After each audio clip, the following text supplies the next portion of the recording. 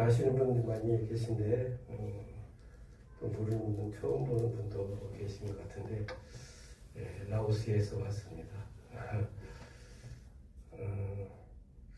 선교사가 이렇게 너무 멀쑥하게 하는 건 좀 그렇죠? 네? 괜찮아요? 네, 어제 와서 옷을 차려입고 이렇게 준비했습니다. 오늘 부활주일인데 제가 말씀을 이렇게 준비하고 보니까 부활주일과 관계없는 말씀처럼 이렇게 되어서 관계없다면 좀 표현이 이상하지만 부활주일하고 좀 이렇게 동떨어진 그런 말씀처럼 되어서 제가 아침에 조금 어떡할까 고민도 했었는데 하나님 주신 말씀이라고 생각하고 증거합니다.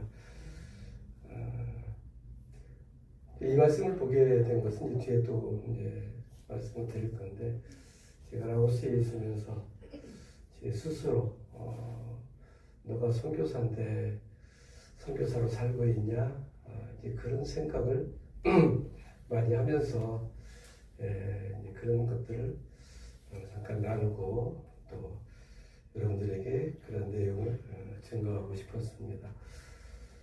방금 우리가 본 대로 고린도전서 1장에 성도라 부르심을 받은 그런 자들임을 이제 교회로 표현하고 있어요.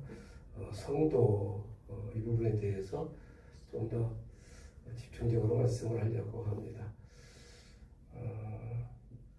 젊은 사람은 형준이가 제일 젊은 것 같으네. 형준이한테 한번 물어볼게요.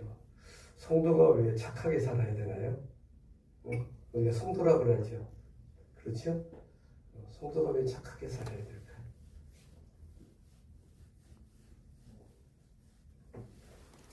생각 안 해봤어요? 그 형준이 착하게 살라고 애를 쓰잖아요. 그렇죠? 뭐 당연히 성도니까 착하게 살아야지. 그 말이 맞습니다. 성도니까 착하게 살아야 됩니다. 마태복음 5장의 산상수훈 앞부분에 이렇게 보면 예수님이 여러 말씀하시고 팔복에 대한 말씀하시고 빛과 소금에 대한 그런 말씀하시면서 너희의 착한 행실을 통해서 너희의 착한 행실로 하늘의 아버지께 영광을 돌리게 하라. 그런 말씀도 있어요. 성도는 당연히 착하게 살아야 됩니다. 우리가 교회 안팎에서 성도라는 이제 호칭을 많이 사용합니다. 교회 다니세요? 성도님이세요? 뭐 이렇게 우리가 묻고 하는데 실제로 우리가 그 말의 뜻을 제대로 알고 쓰는 사람이 많지 않다는 생각을 가져봐요. 제가 말씀을 준비하면서 잠깐 이제 컴퓨터에 AI 요새는 뭐 그게 또 유행처럼 이렇게 물어봤어요. 성도는 어떤 사람이냐 이렇게 컴퓨터에 물었더니 아주 대답을 잘했더라고요. 성도라는 단어는 그리스도 안에 있는 자들이 이미 거룩한 신분을 얻었으며 그 신분에 맞게 세상과 구별되어 살아가야 함을 나타내는 가장 성경적인 호칭입니다. 이 컴퓨터 대답입니다. 그리고 이제 신약 성경 전반에 걸쳐 신자들을 가리키는 표준적인 호칭으로 쓰입니다. 대답 참 잘했죠? 정답인 것 같아요. 정무사님 그렇죠? 제가 볼 때도 전혀 손볼 데 없는, 흠잡을 데 없는 대답 같습니다. 근데 우리는 이렇게 좀 고상한 말들을 잘 안 쓰죠. 그냥 일반적으로 교회에서 성도라 말할 때 우리는 하나님의 구원받은 백성이 되었다. 그렇게 쉽게 이해를 합니다.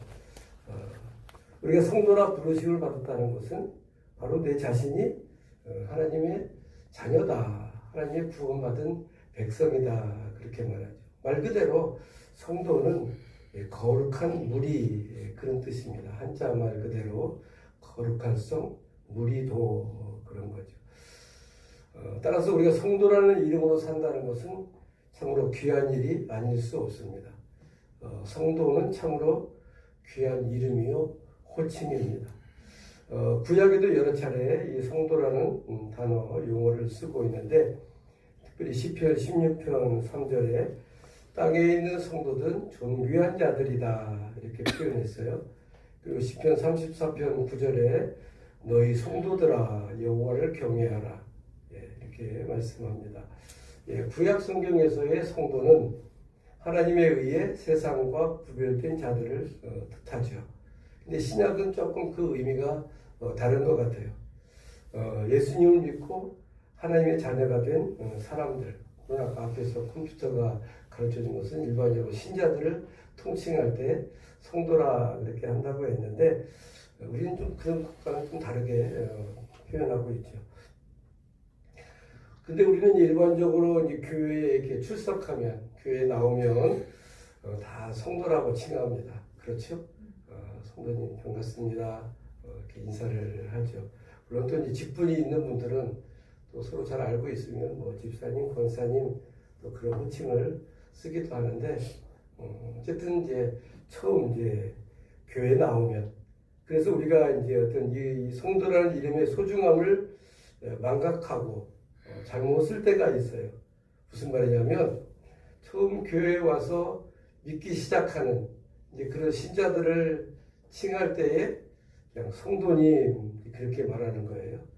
전에도 이제 이런 말씀 제가 여기 있을 때 몇 번 증거했던 기억이 있는데 결코 성도는 초신자에게만 해당되는 게 아니다.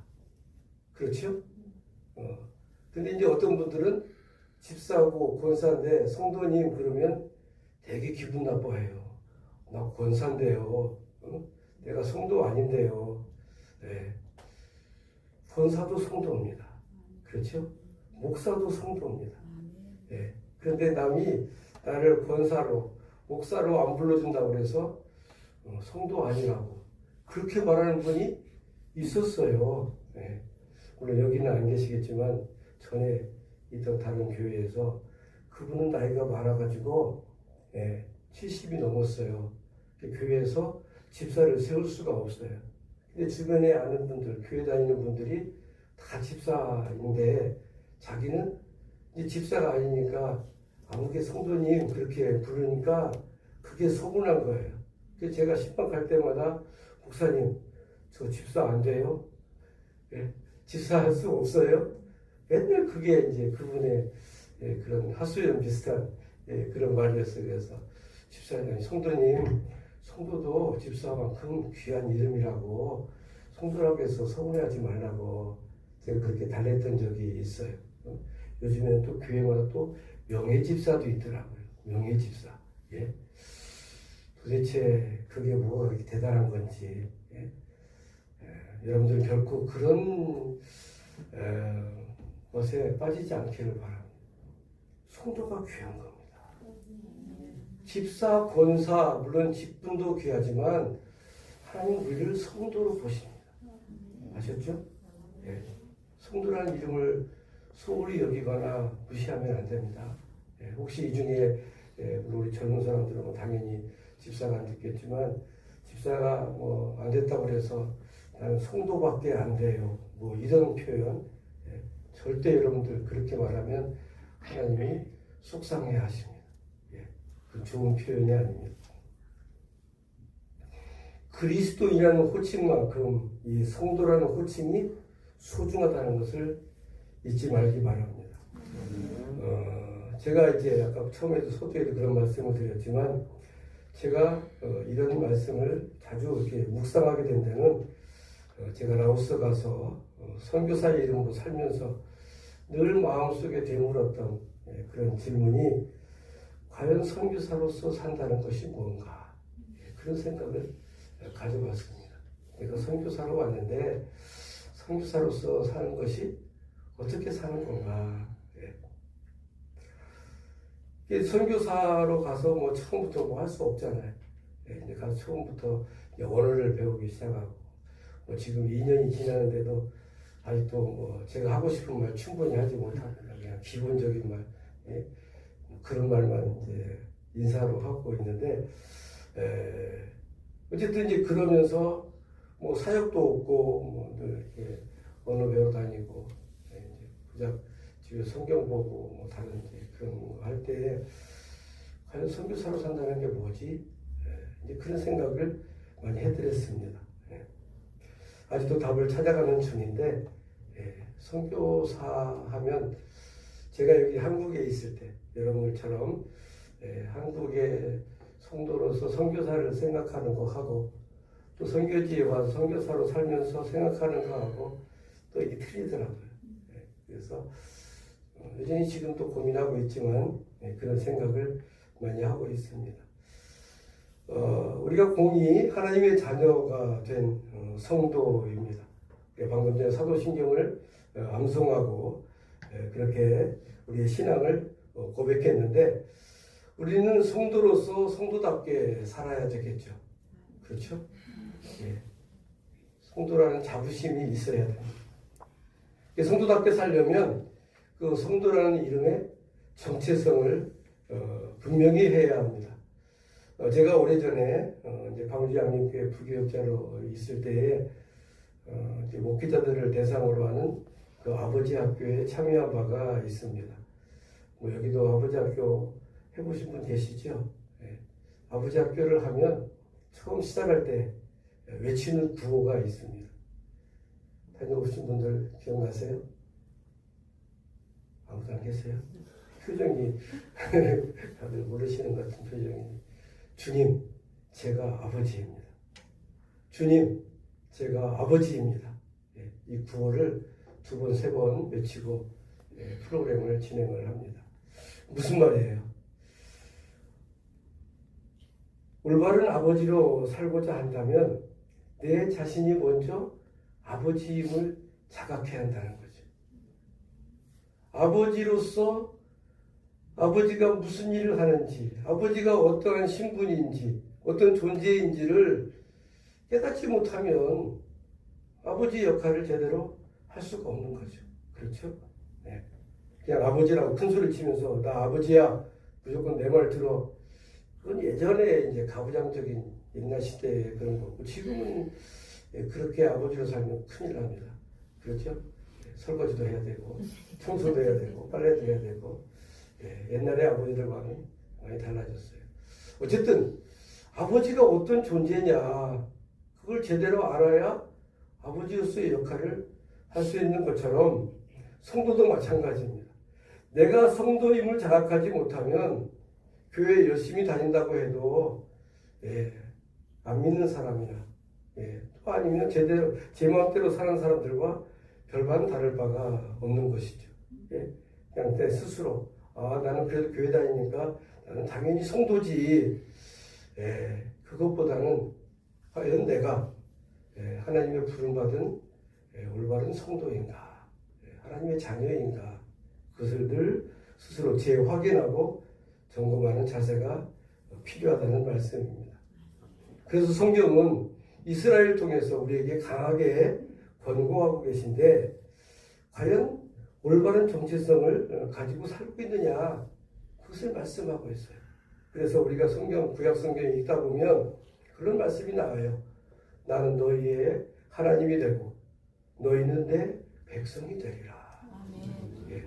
그것이 대단히 중요한 거예요. 너희의 존재가 그런 자들이다. 그냥 세상 사람들처럼 그냥 같이 거기 파묻혀서 사는 존재가 아니고 나는 너희의 하나님이 될 거다. 그러니까 너희는 백성으로서 내 나라의 백성으로서 살아라. 그런 말씀이죠. 또 출애굽기에 보면 하나님께서 처음 모세에게 이렇게 말씀하셨어요. 시내산에 이르렀을 때에 세계가 다 내게 속하였나니 너희가 내 말을 잘 듣고 내 언약을 지키면 너희는 모든 민족 중에서 내 소유가 되겠고 너희가 내게 대하여 제사장 나라가 되며 거룩한 백성이 되리라.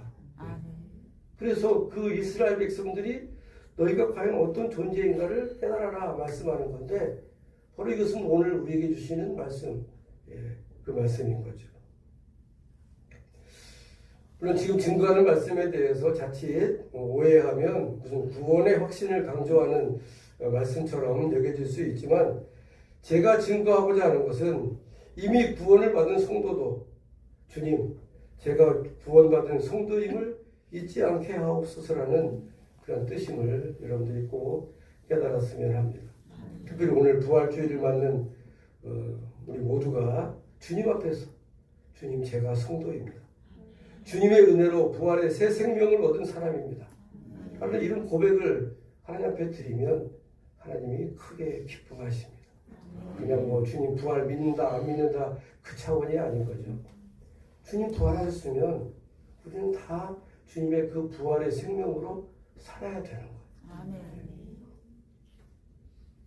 성도로서의 자존감, 성도의 정체성을 우리의 마음에 되새기며 감사하며 살아가는 우리 모두가 되십시다. 아멘. 그렇다면 보다 구체적으로 성도로서 성도답게 사는 것이 어떤 것인가, 이 부분이 중요하겠죠. 물론 이게 한두 마디로 설명할 것은 아닌데, 물론 간단히 말하면 그거죠. 말씀 따라 살면 되죠. 그렇죠? 정답입니다. 근데 이건 상당히 막연하고 포괄적인 그런 말씀인 거죠. 그래서 제가 고민하면서 두 가지로 정리를 해 보았습니다. 물론 또 다른 기준으로 볼 수도 있겠지만 제가 믿는 저희 신앙으로 두 가지를 정리했는데, 먼저는 성도답게 사는 것은 하나님과 바른 관계를 맺고 사는 거다. 같이 해봅시다. 하나님과 바른 관계를 맺고 사는 것. 제가 할 때는 전 늘 이렇게 자막을 띄웠는데 우리 정 목사님 별로 그걸 안 좋아하는 것 같아요. 어쨌든 하나님과의 관계 대단히 중요하지 않습니까? 앞에서 말씀드린 것처럼 교회에 등록하고 나오니까 성도다라고만 생각하지 말고 누가 뭐래도 나는 하나님께 부름받은 자임을 고백하면서 하나님 앞에 당당하게 살아갈 수 있어야 한다는 거예요. 오늘 말씀에서 사도 바울이 고린도 교회에 이 서신을 보내고 있는데 그 2절에 이렇게 말씀하고 있죠. 고린도에 있는 하나님의 교회 곧 그리스도 예수 안에서 거룩하여지고 성도라 부르심을 받은 자들, 거기까지가 단락의 한 매듭입니다. 그 교회를 설명할 때, 하나님의 교회를 설명할 때 그리스도 예수 안에서 거룩하여지고 성도라 부르심을 받은 자들이 교회다, 그런 말입니다. 여기 하나님의 교회 오해하면 큰일 납니다. 안산홍을 따르는 하나님의 교회가 아닙니다. 잘 아시죠? 여기서 말하는 하나님의 교회는 우리가 사도신경에서 고백하는 거룩한 공교회, 보편적 교회, 신학적인 표현으로 그렇게 말하는데, 어쨌든 이 하나님의 교회를 말할 때 성도라 부르심을 받은 그들이 곧 교회다, 그렇게 말씀했습니다. 이 말은 하나님의 백성들이 함께하는 공동체라는 뜻이죠. 우리 이제 겉으로 보여지는 이 건물, 그래서 저쪽에 성안교회, 양림제사교회, 여기 또 다른 교회들 많이 있죠. 그런데 교회라고 말을 하지만 건물만 가지고는 교회라고 말하는 게 아니에요. 외국에 저도 몇 번 나갔지만 저쪽 불아파 쪽에는 벌써 겉으로는 교회 같은데 안에는 카페나 다른 걸로 쓰이는 그런 데가 많이 있다고 그러죠. 그런 데는 교회가 아니잖아요. 아무리 교회처럼 지었어도 십자가를 달아놨어도 사람들이 모여서 예배하지 않으면 그게 무슨 교회겠어요. 그렇죠? 교회는 결코 건물이 될 수가 없습니다. 물론 이전에 구약성경에서 우리는 성전이라는 그 이미지가 강하게 있어가지고 그냥 건물을 교회로 인식하기 쉬운데, 신약에 와서는 교회는 조금 다르게 우리가 이해를 해야 됩니다. 어쨌든 오늘 이 말씀에서 보면 교회는 하나님의 백성들이 함께하는 공동체다.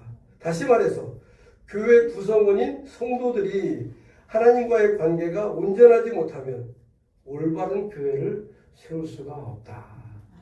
그렇지 않겠어요? 교회 구성원이 성도 한 사람 한 사람이 그야말로 성도다운 그런 삶을 살고 그렇게 될 때에 이 교회가 온전해지지 않겠습니까? 수만 가득 차면 뭐합니까? 우리 교회는 수백 명 모여 그 자랑거리일 수도 있지만 하나님 편에 볼 때는 대단치 않은 거예요. 예? 전에 제가 양림제작교회에 있을 때, 지금도 양림제작교회지만 죄송합니다. 표현 이상해졌네. 제가 전에 있을 때 늘 우리 성도들이 물론 많지도 않아서 그런데 그런 말을 강조했죠. 우리가 10명이 모여도 20명이 모여도 우리가 올바른 예배 드리면 이게 올바른 교회인 거지. 수백 명이 안 모였다고 해서 우리가 뭐 작은 교회라 기죽고, 왜 기죽어요? 하나님의 교회가. 그렇죠? 절대 여러분들 이 교회 오시면서 그런 생각 갖지 마세요. 저 큰 교회 보니까 우리 교회는 너무 작아서 그건 아니에요. 다 같은 하나님의 교회고 하나님이 인정하시는 교회고. 아멘? 아멘. 그런 자부심, 바로 성도라는 자부심, 그런 교회를 여러분들이 세울 때에 가능한 거예요. 그래서 성도는 하나님의 교회로서 바로 서야 된다 하는 것을 제3 강조합니다. 성도의 모임이 교회입니다. 그렇다면 성도 한 사람 한 사람이 하나님과 올바른 관계를 갖는 것이 얼마나 중요한가 하는 것을 깨닫게 되죠. 우리 교우들 각자가 성경에 보면 그것도 있죠. 교회는 그리스도의 몸이다. 그랬죠? 그리스도의 몸. 우리 몸인 거예요. 머리는 누구예요? 그리스도. 그리스도께서 머리시고 우리는 그 몸의 지체들이다. 그렇기 때문에 각 지체가 다 건강해야 돼요. 심장은 건강한데 손가락이 안 움직여. 그럼 우리가 뭐라 그래요? 장애자. 그렇죠? 옛날에 우리 어릴 때는 병신이라고 놀렸는데 어쨌든 장애자가 되면 안 되잖아요. 불편하잖아요. 물론 장애자도 다 나름으로 사랑받고 사는 자들인데 할 일을 못하니까 얼마나 불편합니까?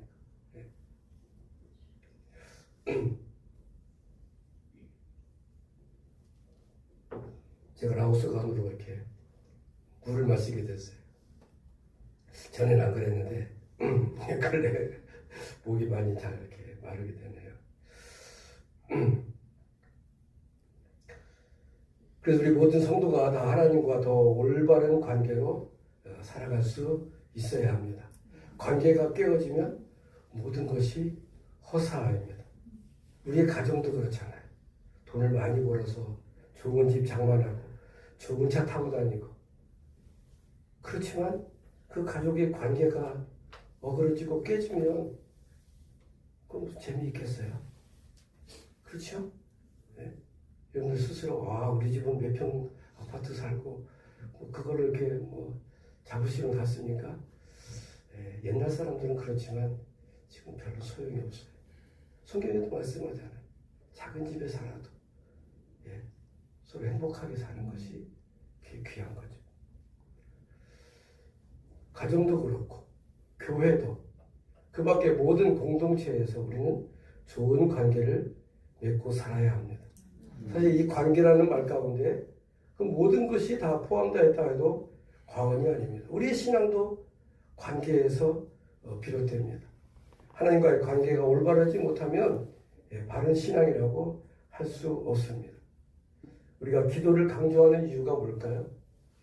단순히 신앙 성장하기 위해서입니까? 아니면 하나님의 큰 응답을 받기 위해서입니까? 그보다 더 중요한 것은 우리가 기도를 통해서 하나님과 더 깊은 관계를 맺어가는 거예요. 기도를 1시간, 2시간 했어도 하나님과 관계가 맹숭맹숭하고 별로 하나님이 나와 함께 하지 않는 것 같아. 그러면 헛기도한 거죠. 그 기도는 헛기도예요. 요즘 양림제자 단톡방 저도 이렇게 거의 매일 들어가서 보는데, 요즘 그 묵상 글들이 주로 이런 관계에 대한 말씀들을 많이 거기 올렸더라고요. 여러분들 그 정도 다 수준을 살면 사실 이런 말씀은 별 의미가 없는 건데, 사실은. 그래서 제가 그 말씀 가운데 저도 이제 감동받았던 몇 구절을 한번 여기 적어봤어요. 성령으로 사는 사람의 특징은 다른 사람에게 그리스도의 향기가 되는 것입니다. 성령으로 사는 사람은 단 한 가지의 열정을 보이는데 바로 예수 그리스도입니다. 이 사람이 하나님의 사람입니다. 예수 그리스도로부터 눈을 떼지 마십시오. 온전한 관계라는 거죠. 상황을 보지 말고 오직 주님을 바라보십시오. 그리고 어떤 상황에서든 주님이 당신의 주인 되시도록 하십시오. 그러면 모든 것을 초월하는 주님의 평강이 당신을 붙들기 시작할 것입니다. 아멘. 예, 이런 온전한 관계, 이것이 신앙의 가장 기본이고 가장 소중한 것입니다. 한 가지 말씀드렸고요. 자, 또 한 가지, 성도로서 성도답게 사는 것은 하나님을 기쁘시게 하는 삶입니다. 성도다운 것이 하나님을 기쁘시게 하는 것, 당연한 거죠. 근데 우리가 생각하는 그 기쁨이 하나님께서 기뻐하는 기쁨과 조금 다를 수가 있어요. 예, 그 부분을 조금 더 강조해서 말씀을 드릴 건데, 성경, 구약 성경에 이런 말씀이 나오죠. 너희 하나님 여호와께서 너희 가운데 계시니 그분은 구원을 베푸실 전능자이시라. 그분이 너로 말미암아 기쁨을 이기지 못하시며 너를 잠잠히 사랑하시며 너로 말미암아 즐거이 부르며 기뻐하시리라. 아멘. 예. 하나님께서 우리를 보고 기뻐하신다는 건데, 이 말씀은 우리는 성경 한 기절만 이렇게 읽지만 말고요, 그 앞뒤절 이렇게 좀 문맥으로 이해를 하실 필요가 있어요. 이 말씀은 하나님께서 이스라엘보다 구체적으로 유다를 가리키는데, 그 유다를 심판하시는 중에 그 남은 자들을 통해서 다시금 회복시키신다고 약속하는 거예요. 그럴 때에 그들이 그 기뻐하는 모습을 보시고 함께 내가 너희를 통해 나도 기뻐. 내가 어쩔 줄 모르겠어. 이런 거예요. 그냥 단순히 뭐 모든 게 다 회복돼서 좋아서가 아니고, 그 어려운 중에도 그들이 하나님을 앙망하며 하나님을 위해서 기뻐하는 그 모습에 하나님이 함께 기뻐하시는. 그러니까 다시 말하면 하나님은 우리의 존재 그 자체로 기뻐하시고 사랑하는 거예요. 근데 일반적으로 우리는 가정에서도 그렇고 사람들을 볼 때에 그 상대방이 나를 기쁘게 해주면 기뻐하죠. 좋은 선물을 주면 기뻐하고, 우리 자녀들이 말을 잘 들으면 기뻐하고, 부모의 마음에 흡족하게 하면 잘했어 칭찬하고 기뻐하고. 그건 뭐예요? 그렇지 못하면 안 기쁘고. 그러죠? 물론 다 그런 건 아니겠지만 일반적으로 그런 것 같아요. 우리는 사람들과 함께 살 때 이렇게 상대적으로 내 마음에 흡족하면 기뻐하고. 근데 우리 하나님은 그게 아닌 거예요. 우리가 뭘 잘해서가 아니에요. 우리가 하나님과 함께 동거하고 우리가 하나님을 즐거워하면 하나님이 동달아 기뻐하시는 거예요. 우리 사람이 살아가는 제일의 목적이 뭔지 아세요? 장로교 요리문답 일본에 나와요. 옛날에 우리 세례 받을 때, 지금은 그런 걸 안 하는데 막 시험도 봤어요. 필기 시험. 막 성경, 사도신경 그런 거 외우는 건 기본이고, 그래가지고 그 문제 가운데에 사람이 살아가는 제일의 목적이 무엇입니까? 요리문답 1번인데 대단히 중요하죠. 뭐냐면 사람이 살아가는 것은 하나님을 영화롭게 하고 영원토록 그를 즐거워하는 것이다. 그게 우리 성도들의 삶의 목적이 된다는 거예요. 그 말씀 자체가 뭐예요? 우리가 뭐가 잘 돼서 기뻐하고 좋아하는 게 아니고, 물론 하나님을 영화롭게 하기 위해서 돈도 많이 벌어야 되겠죠. 직장에서 승진도 해야 되겠죠. 물론 그것도 다 하나님을 영화롭게 하는 것이지만 그것 자체가 하나님을 영화롭게 된다고 보지 않아요. 그 삶, 그렇게 되는 과정에서의 어떤 그 삶이 하나님을 영화롭게 하는 거예요. 그러니까 1등을 못해도, 상을 못 받아도 그가 성실하게 자신이 할 도리를 다하면 그걸 하나님이 영화롭게 하는 거예요. 저는 그렇게 생각해요. 사도 바울이 예수님을 믿기 전과 믿는 후와 그 삶을 비교해 보면 인간적으로 볼 때 사도 바울은 폭망한 사람이에요. 그렇죠? 사도 바울은 폭망했어요. 예수님 믿기 전에는 정말 사람들이 다 추앙하고 멋있다, 부러움을 살 만한 사람이지만 예수님 믿은 후로는 어느 누구도 그를 존중하지 않았어요. 단 그리스도 안에 있는 성도들은 사도라고 인정하고, 물론 또 교회 안에서도 저게 무슨 사도야 그렇게 하는 사람도 있었지만 어쨌든 우리는 다 사도 바울을 존중하잖아요. 예수님처럼 바울처럼 그렇게 살 수 없을까 찬양하잖아요. 예. 왜 그래요? 사도 바울은 스스로 인간적으로 볼 때에 별 볼 일 없지만 하나님은 그를 통해서 영광을 받으신 거죠. 그게 하나님의 영광이에요. 제가 요즘 라오스에서 자주 흥얼거리는 복음 찬송이 있습니다. 라오스 찬송이 아니고 우리 복음 찬송인데 제가 요즘 많이 이렇게 흥얼거리는데 아시는 분 많이 있을 거예요. 옛날에 불렀던 주 예수 나의 당신이요. 그 가사 가운데 보면 저는 제가 복음 찬송 하나 불렀었는데 한번 불러드릴까요? 네. 요새 목이 많이 가가지고 옛날 실력이 안 나와요. 그런 찬송이에요. 당신이 계심으로 내가 있고 당신의 노래가 머물므로 나는 부를 수 있어요. 주여 꽃처럼 향내 나는 나의 생활이 아니어도 나는 주님이 좋을 수밖에 없어요. 주 예수 나의 당신이여. 그런 찬송인데 거기 가사 가운데 꽃처럼 향내나는 나의 생활이 아니어도, 남들이 볼 때 별 볼 일 없어도 그래도 나는 주님이 좋아요. 그런 성도를 하나님께서 기뻐하실 거라고 봐요. 아유, 겨우 그거밖에 안 돼? 네가 선교사인데 그렇게 살아서 되겠어? 얼마든지 그런 또 자책감도 들지만 그래도 마음에 그런 기쁨을 하나님이 주셨습니다. 오늘 3절에 보면 그런 말씀이 나오죠. 하나님 우리 아버지와 주 예수 그리스도로부터 은혜와 평강이 있기를 원하노라. 은혜와 평강이 있기를 원하노라. 이건 단순한 축복의 기도가 아니고요. 우리 성도들이 그렇게 살기를 바라는 하나의 축원인 거예요. 근데 이제 우리가 이런 서신에서, 특히 바울 서신에 보면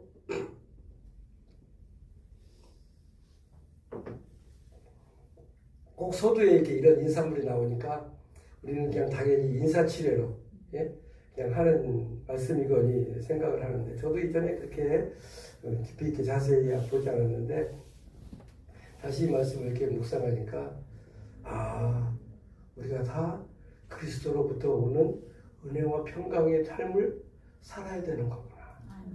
그런 거예요. 그렇게 살기를 하나님이 기뻐하시는 거예요. 하나님 자녀인데, 성도인데 은혜와 평강이 넘쳐야 하잖아요. 그런데 늘 뭐 좀 있으면 힘들어하고 자신 없어하고, 그러면 하나님께서도 안타까워하시죠. 성령께서 말할 수 없는 탄식으로 너 왜 그렇게 살아? 너 하나님 자녀잖아. 우리에게 말씀하시는 거죠. 그렇죠? 그래서 우리가 주님을 기쁘시게 하는 것은, 하나님을 기쁘시게 하는 것은 우리가 어떤 큰 일을 이루어서가 아니고 내가 하나님으로 인해 기뻐하고 즐거워하고 평강을 누리고 은혜와 평강을 누리고 살아간다면 그것이 곧 하나님의 기쁨이다. 이런 것을 여러분들 꼭 기억하기 바랍니다. 이 말씀을 정리하려고 합니다. 하나님은 방금도 말씀드린 것처럼 어떤 높은 직분에 있거나 어떤 큰 일을 하는 사람을 더 칭찬하고 더 이렇게 존중하지 않습니다. 제가 선교사로 갔다고 해서 저에게 점수를 더 주고 너 선교사로 수고하고 있어, 대단해. 저는 그렇게 생각하지 않습니다. 한국에서 일반 평신도로 열심히 주님을 섬기는 것과 라오스에서 선교사로 있는 것과 별반 차이가 없습니다. 왜요? 우리는 다 같은 하나님의 성도이기 때문에 그렇습니다. 아멘. 예. 내가 성도라는 이유 하나만으로 기쁘게 살면 우리는 주님을 기쁘시게 하는 자가 된다는 것을 꼭 기억하기를 바랍니다. 그것이 성도로서 성도답게 사는 것이다. 특별히 오늘 이 복된 부활주일에 우리 주님 우리가 다 더 큰 믿음으로 성장하기를 바라시는데 그것은 부활하신 주님께서 언제나 우리와 함께 하심을 믿고 그리고 더 당당하게 힘차게 살아가는 그런 성도가 되는 것이죠. 이것이 바로 부활신앙으로 살아가는 성도의 모습이라고 믿습니다.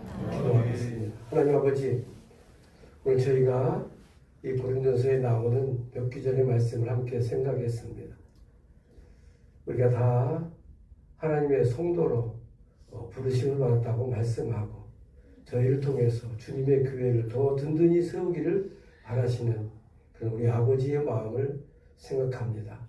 아버지, 우리가 어디에서 무슨 일을 하든지 우리 각자가 다 하나님의 성도로 부름받은 존귀한 자들임을 깨닫고 늘 당당하게 멋지게 그렇게 살아가도록 도와주옵소서.